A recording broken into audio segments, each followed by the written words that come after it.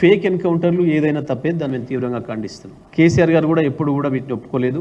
గతంలో మా ప్రభుత్వం ప్రారంభమైన కొద్ది రోజులకే ఒక ఎన్కౌంటర్ అయ్యి ఒకరు చనిపోయిందని చెప్పి తెలిస్తేనే వెంటనే కేసీఆర్ గారు పోలీసు ఉన్నతాధికారులందరినీ కూడా పిలిచి గట్టిగా చెప్పడం జరిగింది.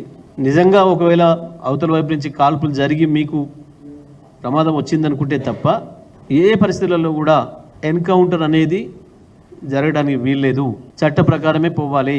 వాళ్ళు ఎవరైనా సరే చట్ట వ్యతిరేకంగా పనిచేస్తున్నారు అని మీరు అనుకున్నప్పుడు చట్టం పరిధిలో మీకున్న అధికారాలను వినియోగించండి, వాళ్ళని కోర్టులో ప్రవేశపెట్టండి, ఆ తర్వాత విచారణ నిర్ణయిస్తే తప్ప ఎవరు ఒప్పు ఎవరు తప్పు అనేది ఎన్కౌంటర్ అనేది ఏ పరిస్థితుల్లో మళ్ళీ జరగడానికి వీల్లేదు తెలంగాణలో అని చెప్పినారు. ఆ పద్ధతుల్లో 9 సంవత్సరాల్లో ఏ ఒక్క చోట కూడా అటువంటి సంఘటన జరగలేదు. మరి నిన్నటి ఎన్కౌంటర్ కూడా మాకు వస్తున్న సమాచారం ప్రకారం దానిపైన రకరకాల అనుమానాలు వస్తున్నాయి. ఆదివాసీ హక్కుల సంఘాలకు సంబంధించిన మిత్రులు కూడా వచ్చి మా దగ్గర రిప్రజెంటేషన్ ఇచ్చినారు. ఎక్కువగా మా ఆదివాసీలను అణచేస్తున్నారు, ఈ పేరు మీద చంపేస్తున్నారు, దీనిపైన కూడా మాకు అనుమానాలు ఉన్నాయని చెప్పి వారు ఏదో మేము కోర్టులో వేసామన్న మాట కూడా చెప్పిండ్రు.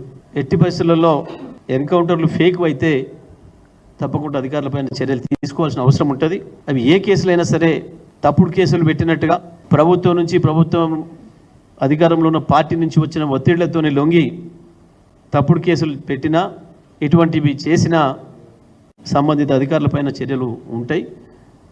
మేము ఫేక్ ఎన్కౌంటర్లు తప్పకుండా ఖండిస్తాం, అందులో సందేహం ఏం లేదు. నిన్నటి ఎన్కౌంటర్ తప్పుడు ఇప్పుడు ఈ రాష్ట్రంలో ఈ ప్రభుత్వం వచ్చిన తర్వాత ఇప్పటికి 14 మంది పైన చనిపోయినట్టున్నారు ఎన్కౌంటర్లలో. తప్పకుండా అన్నిటిపైన కూడా ఎవరు అనుమానాలు వ్యక్తీకరించినా, వాళ్ళ కుటుంబ సభ్యుల అనుమానాలు వ్యక్తీకరించినా విచారణ చేయాల్సిన అవసరం అయితే ఉంటుంది. పోలీసులు కూడా జాగ్రత్త తీసుకోవాలని చెప్పి కూడా మేము ఈ సందర్భంగా తెలియజేస్తా ఉన్నాం.